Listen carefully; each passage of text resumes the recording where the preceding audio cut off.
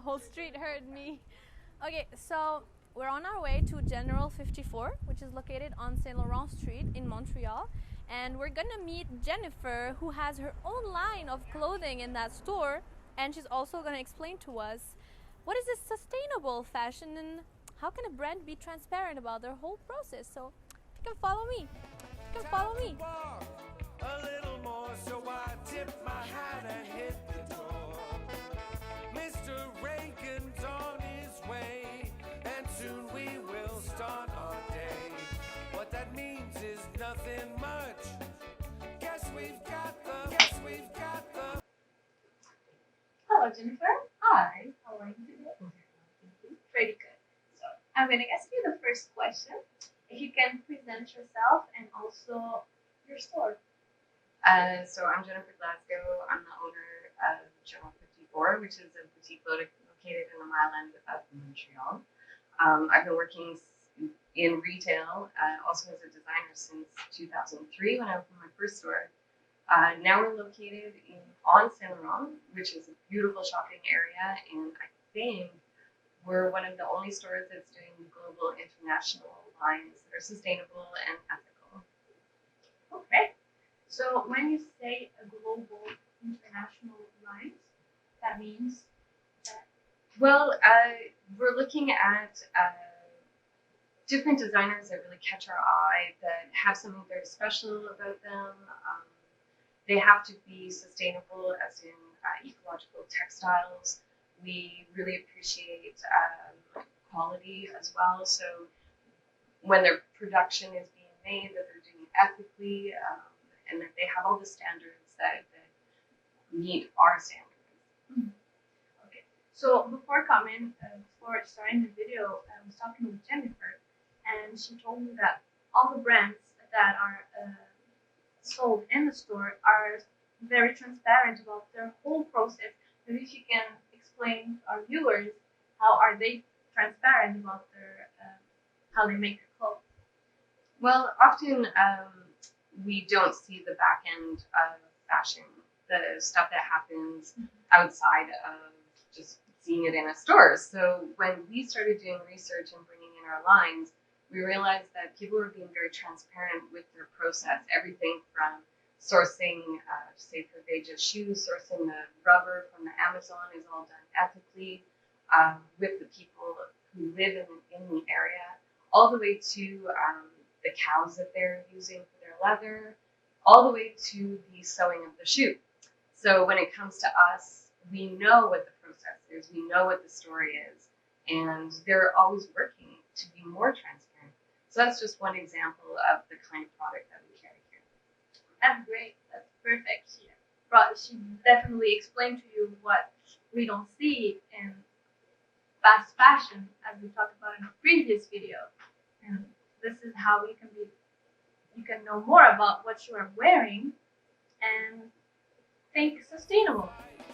Don't you worry about me. It's all good in NDG. Don't you worry about me. It's all good in NDG. Hi, I'm Nico. I've worked at Citizen Vintage for 2.5 years, 3 years.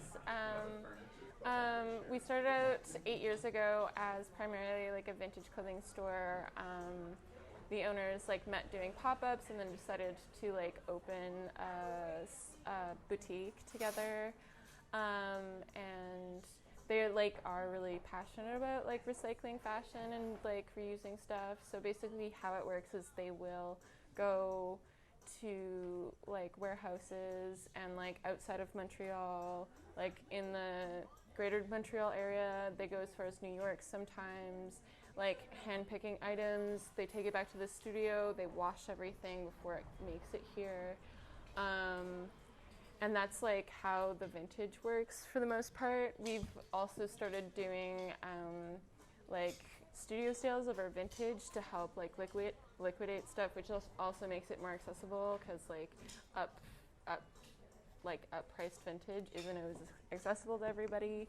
And then the handmade line kind of exploded over the past year, I guess. Like they got really serious about it like last summer. And it's like primarily like dead stock material that they will go, like they'll go to like